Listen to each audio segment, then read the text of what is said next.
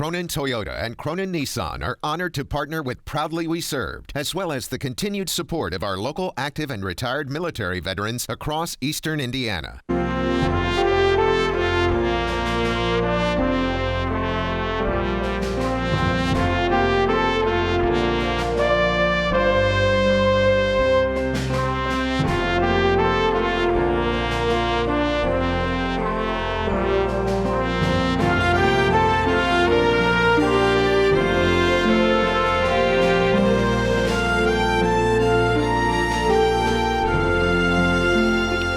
Well, hello and welcome to Proudly We Serve. I'm Ron Chappell. Unfortunately, my buddy's not with me today. He's out sick. He got a little touch of that COVID. He's going to be okay. We believe in that. But we're going to miss him here today. We haven't been in the studio since the outbreak of the COVID back in March, I think it is. We haven't been. So we've had to use technology as much as we could to make it work, but everything's going fine. So far, so good. All right. Today, our program is focused on the Wayne County Color Guard, Honor Guard. And my guest is John Emerick. And before we get into the Honor Guard thing, I want to kind of give him some to-dos. He and I serve with the same unit.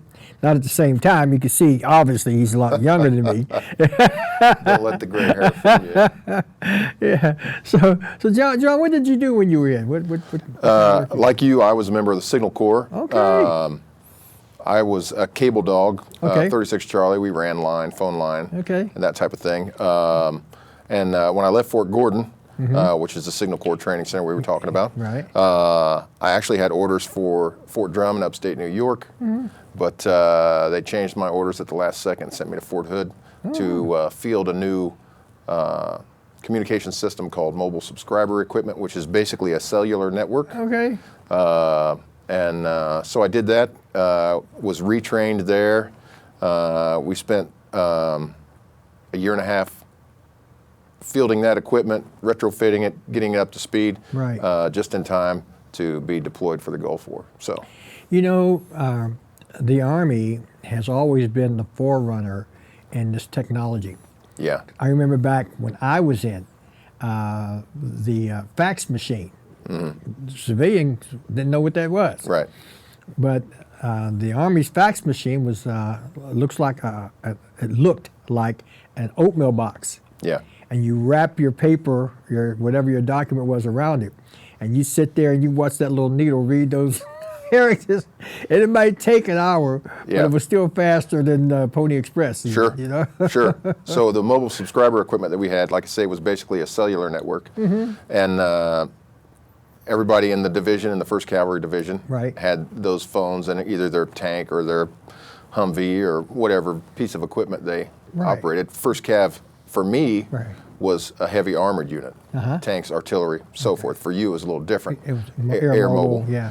But so we had to basically maintain an umbrella of cellular coverage, and we had what we called switches or nodes, and we would, as the division moved through the battlefield, we would leapfrog each other Okay. and set up that tower, that okay. coverage, and then once that tower was set up, we'd leapfrog it with another, and so See? forth, just to maintain coverage constant communication. as the division moved. So Same way they did when we did the teletype stuff. Right. Same kind of concept. yeah. Military. And retrans, you guys used a lot of retrans Yes. for FM radios. Yes, and we yes. still had that because Yes. you have to have that backup. Right. Because that's surefire. Right, You know, right. that FM system is not going to fail. It's That's right. it's tested since, Yeah.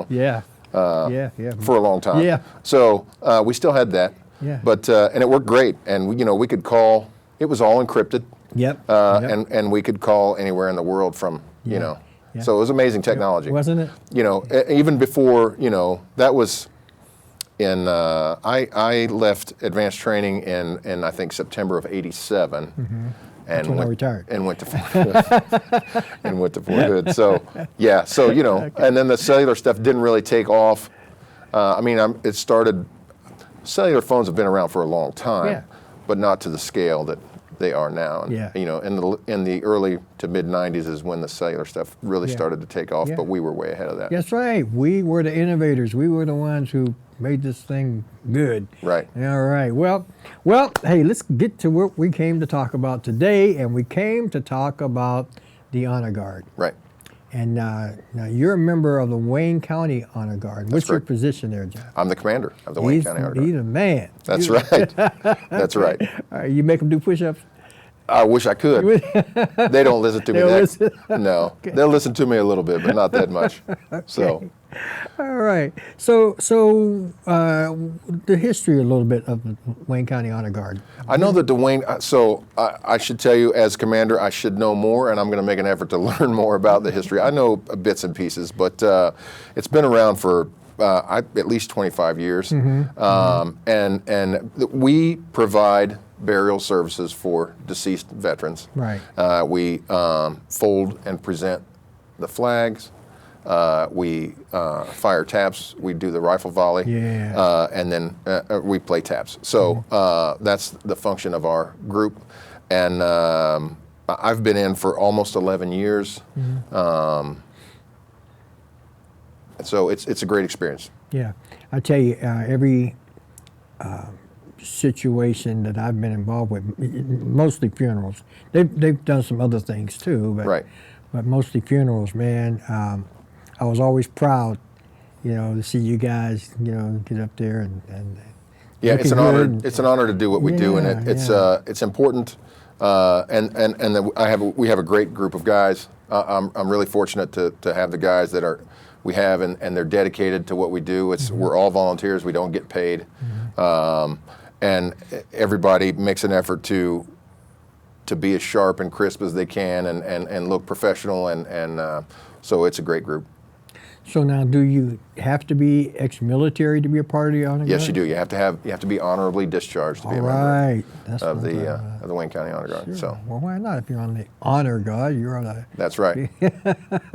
and we'll take from even the Navy. We take. Yeah, is that right? So, You take some Marines too? We got one. We went for a long time without.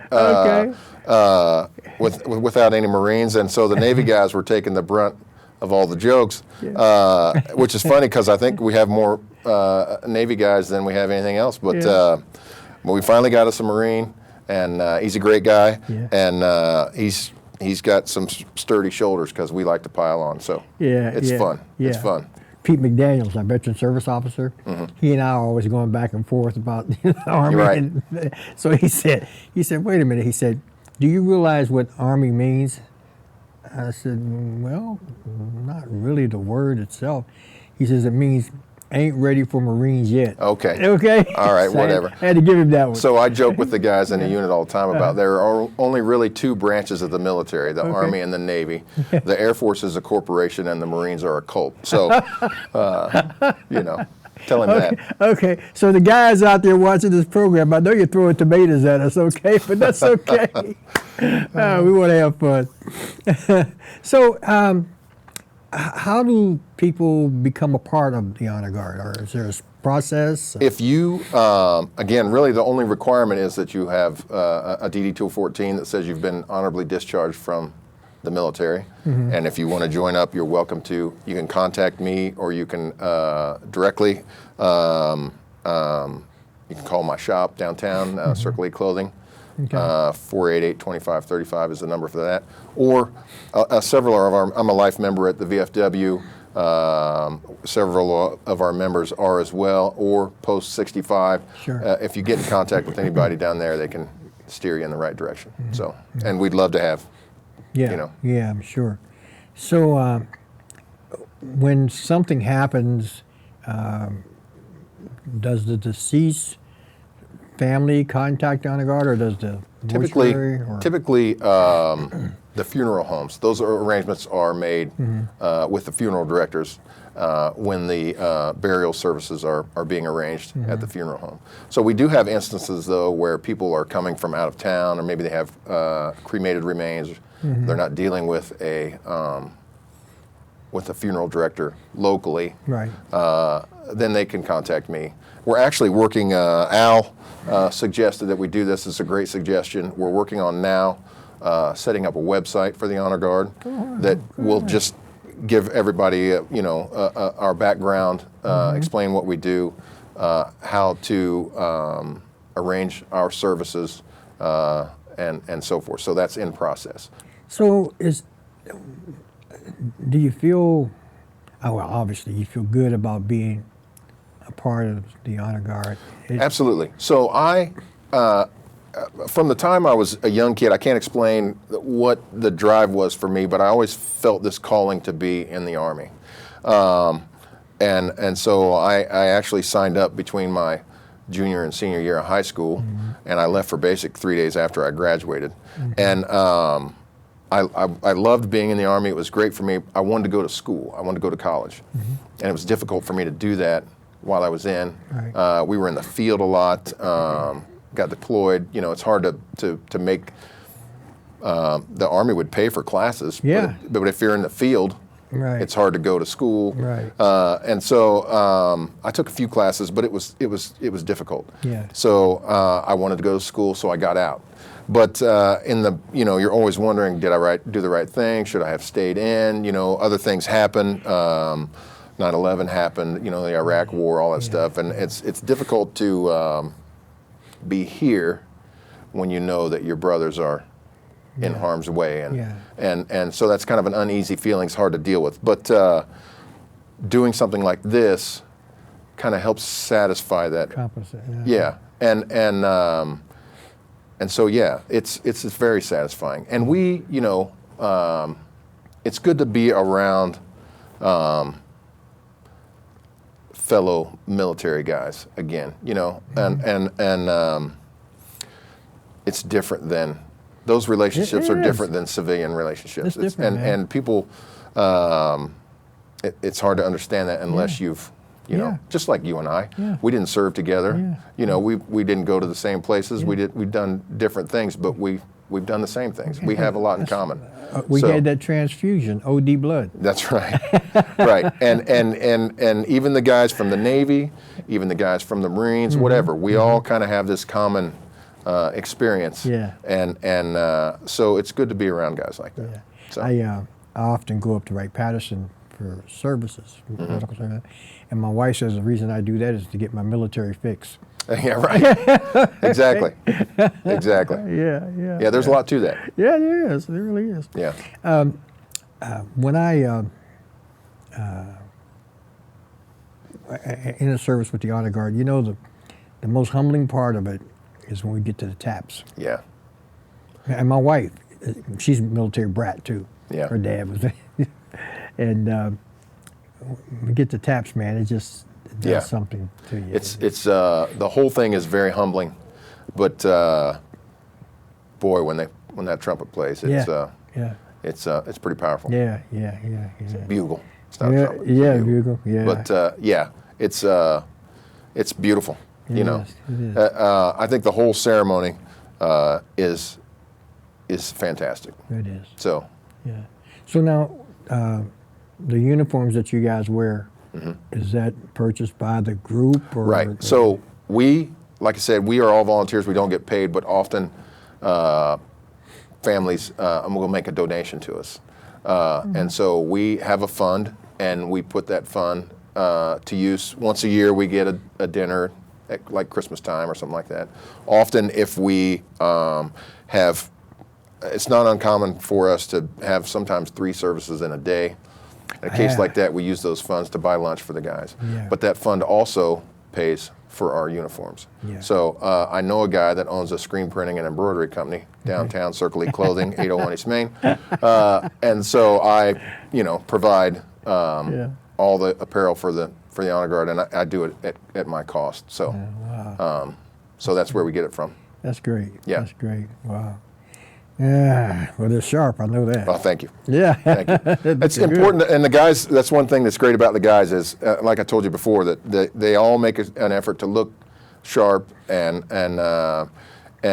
be crisp. And we've had several. Oftentimes, we'll have a Marine detachment, or any branch of the service can send a detachment that will fold and present the flag, and then so for the guys like myself that are usually under the tent and perform that task, we step aside. They'll use the firing squad, but we've had several groups tell us that we're sharp. Yeah. They appreciate, the way we do things and how we Yeah. look and all that stuff, and that means a lot to come from, Yeah. active duty guys. Yeah. So. Yeah, because they're evaluating you either way. That's right. Is he holding that right? Right? We're evaluating them. So, So obviously you guys practice, right? You get together and practice? Well, not as much as you think. We are going to do that, though. We've talked a few times about getting together and filming our routine, and so that we can catch any kind of thing that might need to be improved. But we average about 100 services a year. So we get a lot of practice without practicing. Yeah. So, yeah. Just, we have a large veteran population in this community. Yes, very. Extremely large. I know at the CBOC, the Community-Based Outreach Center down there, they were talking about, in fact, that was one of the reasons that qualified us to be able to have that clinic down there. Right, is the numbers. The numbers, yeah, Right. yeah, surprising. And then, we're aging. Right. Yeah. We're aging. And There was a time period where, shortly after I first started, most of the World War II veterans are gone, and we get a few every now and then, and most of those guys had to be lying about their age when they went in.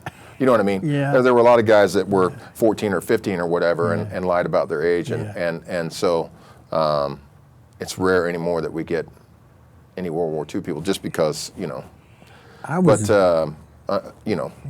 time is constant. You can't get away from it. So, Yeah. I went in at 17. Did you really? Mm-hmm. And actually, Without a signature from a parent or anything? Well, my dad. Okay. My dad, and it was kind of like he strongly encouraged me to go. You weren't a troublemaker. Well, I wouldn't go to school. Yeah. I wouldn't go to school, and so he took me down to the recruiting office, and I failed the entrance exam the first time. So he took me home, and he had this big walk-in closet. And my dad wasn't too much bigger than I am, but he took me in that walk-in closet, and he got up in my face. And he told me what he was going to do if I didn't go down there and pass that test, because he knew I was a pretty sharp kid, really. Yeah. But got down there, I got a 87, something like that on the test, and right away I scored high in electronics, because that was a kind of a hobby of mine. I had a little lab in the basement and all that. Yeah. And So it was a good fit for you. Yeah. So it got me in there, and I had dropped out of school, and they had Project 5000, and they were taking 5,000 kids who had dropped out that scored high on the test, and I was fortunate enough to be one of those. Well, there you go. And that brought me in, and so after I got in, went to the Signal Corps school and all that, and I went to Nam, came back, and then went to Arizona, and then went to Laos, and I came back, and a guy who's a friend of mine today asked me what I wanted to do, and I said, man, I like it, I want to stay. And he said, you got to go back to school. So he took me to the education center, went over there, signed up, and in about 5 months, I had my high school certificate from the state of Michigan. So then he says, by this time I'm in Kansas when this happened. And so he says, so what are you going to do now? I said, he said, no, you got to go to college. I said, I ain't smart enough to go to college. He was getting ready to graduate and go to OCS.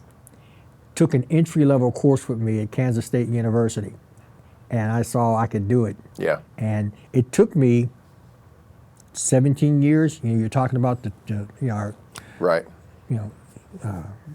transfers and all that. Yeah. It took me 17 years to get my undergraduate degree. Yeah.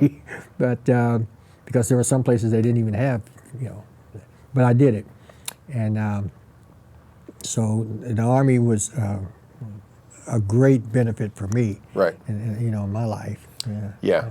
I mean, you can make the most of it, or you can just ride your time, or you can take advantage of the opportunities it provides. It's a great thing, really. Right, and I would have stayed longer, but I was 41, and I want to do something else with my life. You know? Right. Yeah. So, but anyway, that's enough about me. That testimony.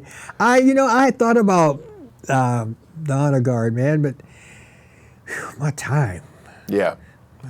I am lucky that I don't have a real job.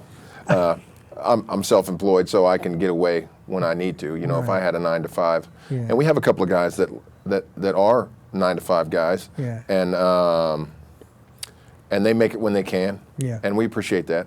Yeah. And most of the guys in the group are older guys, Vietnam era guys. And so I like to joke that most of them are old enough to be my father. Yeah. And probably true.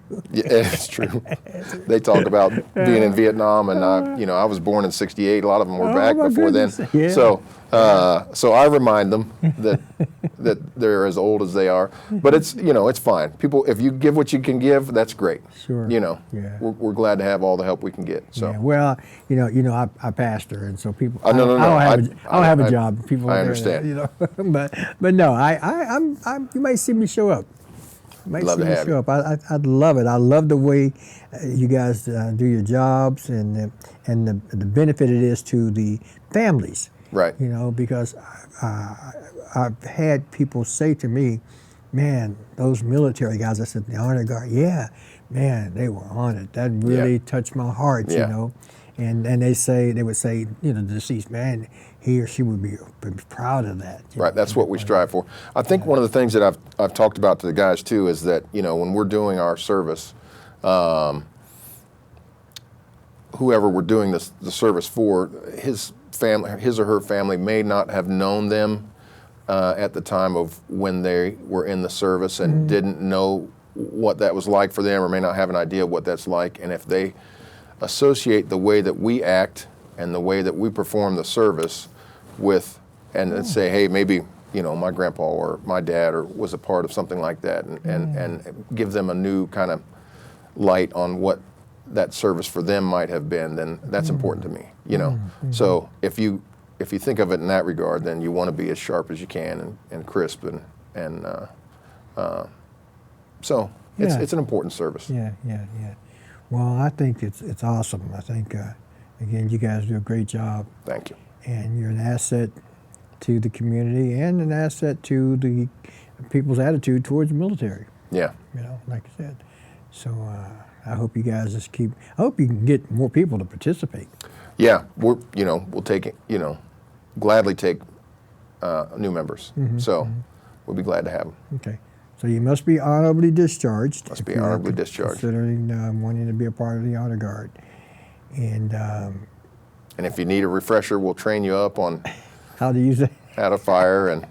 Yeah, what are you guys using? M1s? We're using M1s. Yeah. Yeah, we rotate. We get tremendous support from both the VFW post and Post 65.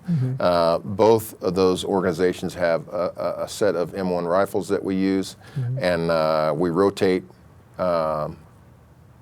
between those.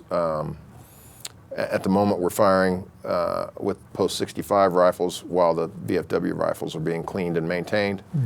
Once those are done, we'll switch back, so forth. But we get a tremendous support from both those organizations. So. Yeah, old M1, boy, that was a heavy booger. They are heavy. I was a little kid. I was smaller than I am now. You can imagine me looking at that thing, man. Yeah, they're heavy. Yeah, well, I made the transition from the M1 to the M1 carbine. Right. And then the M14. Yep. And then the M16. M16. We got the M16s about 2 weeks before we got on ship. Is that right? To head to Nam. We did our target practice off the side of the ship. Yeah. Well, anything else? The history of it. Every service, it looked like, had their own honor guard initially. Right. The way it started off. Right. So typically, the branches don't send. You can request a detachment, and they'll usually send somebody, a small team, to fold and present the flag. Right. Rarely do. We just had the service for the Marine who was killed in the Pacific Theater, and the Marines sent a full detachment, including a firing squad then. Whoa. Yeah, for that service. So, but he was killed in action in World War II. And so typically, if that's the case, rarely is someone killed in action today or in these times, and they'll send that detachment. But for the most part, it's us, and occasionally just a folding detachment. So Now, do you guys only service Wayne County?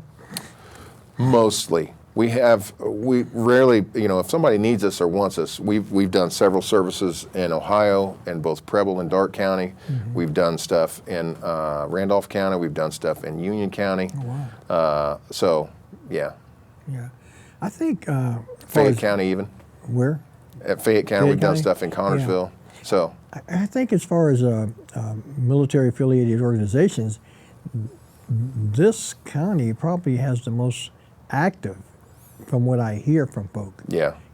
Well, I think like you talked about earlier, there's a large number of veterans Yeah. in Wayne County. Yeah. So Yeah. Well, I'm not anxious about it, but should you be around when my time comes, we'll take good care of you. take good care of me. Yes, sir. Okay. Absolutely. Okay. Hopefully that's not for a long time. I'm afraid it's not. I'm not anxious to go anywhere anytime soon. Good. Still got a lot of work to do. That's right. A lot of work to do. Well, John, I want to thank you so much for coming today. My pleasure. And I appreciate you I having hope me. that the people appreciate understanding more about the Honor Guard. And again, let's tell them how to get in contact with you. You can reach out to either the VFW or Post 65 American Legion, or you can call me directly at my shop downtown at 488-2535. All right. Now, so that's how you do it. And I hope that you'll take advantage of this great service. It's, you know what? It's an obligation on the part of family members when someone in your family who was part of the military, when they pass away, they deserve, if they were honorably discharged, they deserve, all right, that service. So no reason why you can't make it happen. Just give John a call. All right, well, I want to thank you for tuning in to Proudly We Served. And hopefully when we come back, our Brother L will be back with us, all right? So thank you very much, folks. We'll see you. Bye-bye.